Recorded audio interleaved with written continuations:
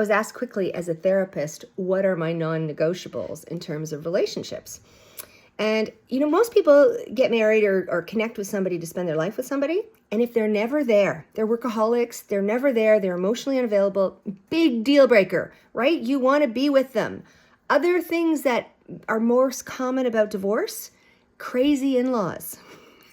Really, if you've got somebody whose mother is always in and they're deferring to their mother all the time as opposed to you, their partner, big red flag, big ding, ding, ding, ding, ding, big flag. If there's division of labor, if they're not meeting you in the middle, this is about a give and take. This is, it's you want somebody who'll book the dates half the time, who'll, pick up dinner, who share in that. That's one of them.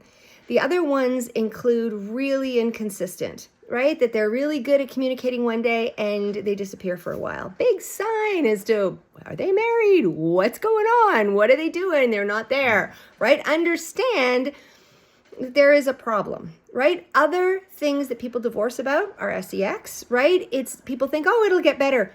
Take my word for it. I have been an sex therapist for more than 25 years. It does not magically get better. If it's not good now at the first 18 months when you should be rabbits, you're not on the same page. Money, right? If they are, cheap, to me, that's a really unattractive quality. If they're not able to keep up with that, there's one thing about helping, but you need to be relatively on the same level, or you need to be able to have assets you're bringing in. Nothing, especially for men. Men feel terrible when you're using them. You know how women feel really yucky if they feel like you're only after them for, their body bits?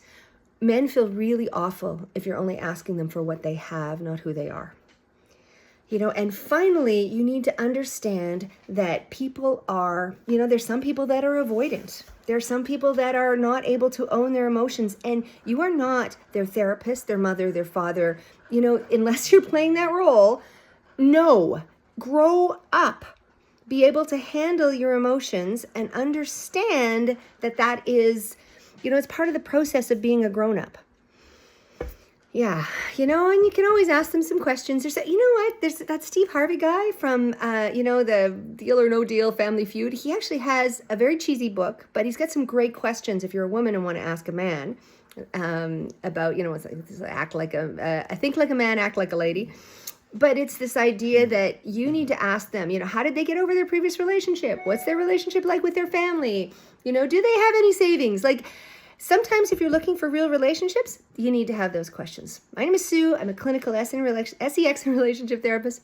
Sue at sex.sue.com. Find me.